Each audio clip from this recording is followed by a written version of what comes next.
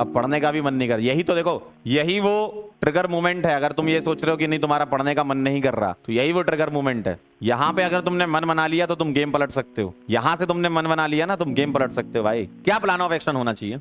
सबसे पहले आप पकड़ो पॉकेट टॉपिक्स को। एवरीडे लाइफ को मैंने P1 कोड दिया है, कोड P1 दिया है। एनवायरमेंटल को P2 दिया है, क्वालिटेटिव एनालिसिस प्यूरिफिकेशन को P3 दिया है, बायोमोलिक्यूल को P4 दिया है और पॉलीमर को P5 दिया है। ये पॉकेट टॉपिक्स हैं।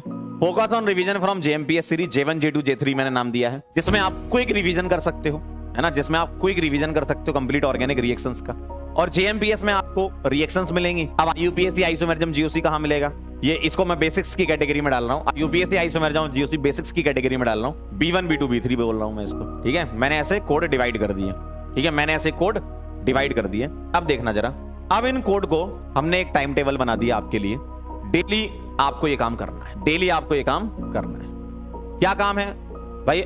मैंने एक टेंटेटिव बनाया है, आप इन 3 घंटों को अपने हिसाब से सेट कर सकते हो। मैंने 6 से 9 का बनाया है, आप इनको अपने हिसाब से कर सकते हो। और भाई करना पड़ेगा, ठीक है, करना पड़ेगा, करना पड़ेगा, ठीक है, करना पड़ेगा। ये मेहनत तो करनी पड़ेगी भाई। अब तो ये मान लो 12 घंटे 15 घंटे, जब तुम्हारी नींद खुल रही है तब पढ़ना चालू करना पड़ेगा तुम्हें, तब करना पड़ेगा तुम्हें, ठीक है। तो ये कुछ मैंने ऐसा बनाया कि पॉकेट टॉपिक है, ठीक है। पॉकेट टॉपिक जो मैंने बोले थे अभी, आप JMPS सीरीज हो गई आपकी और बेसिक्स हो गए। बेसिक्स मतलब IUPSC आइसोमेरिज्म और GOC।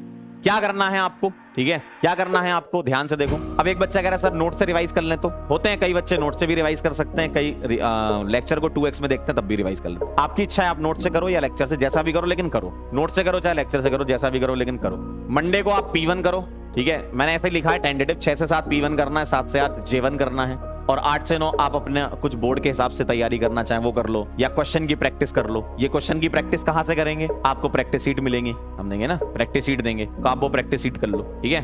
ट्यूसडे की अगर हम बात करें तो इसमें P2 कर लो, यहां पर J2 कर लो, यहां पर B1 कर लो।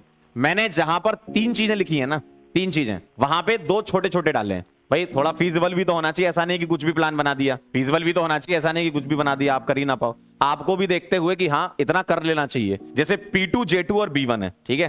P2 देख रहे हो आप, एनवायरमेंटल छोटा सा है, J2 और B1 IUPSC डाल रखा है, ठीक है, IUPSC डाल रखा है। वेडनेसडे को आपकी होगी क्लास 6 से 9। वेडनेसडे को 6 से 8 या 6 से 9 देख लेंगे, अभी बात कर लेंगे आपसे, है ना। तो वेडनेसडे को होगी आपकी क्लास। इस क्लास में क्या करेंगे? जो मैंने अभी बोला था, जो आउट ऑफ द नोट्स वाली चीजें हैं, जितनी भी रिएक्शंस हैं डिटेल में पढ़ेंगे अपन सारी, विद मैकेनिज्म। जहां तक जा सकता है एग्जामिनर वहां तक जाएंगे, तो ये ध्यान रखिएगा, एग्जामिनर से भी आगे निकल जाएंगे अपन। थर्सडे की अगर बात करें तो P3 कर लो, यहां प्रैक्टिस कर लो आप, है ना, प्रैक्टिस शीट वगैरह मिलेगी, या बोर्ड की कुछ तैयारी करनी है B2 कर लो, सॉरी हाँ B2 कर लो। फ्राइडे को फिर क्लास होगी आपकी, ठीक है, और क्लास का ड्यूरेशन कम से कम 2 घंटे तो रखेंगे, ताकि कंटेंट भी कवर हो जाए आपका, है ना। 2 घंटे तो कम से कम देने पड़ेंगे आपको मुझे, ठीक है। 2 घंटे आप मुझे दे दो, इसके बाद हम अप्रैल अटेम्प्ट में बात करेंगे। अब कई लोगों के लिए कहना बहुत वैसा होता है कि यार क्या कर रहे हैं ये।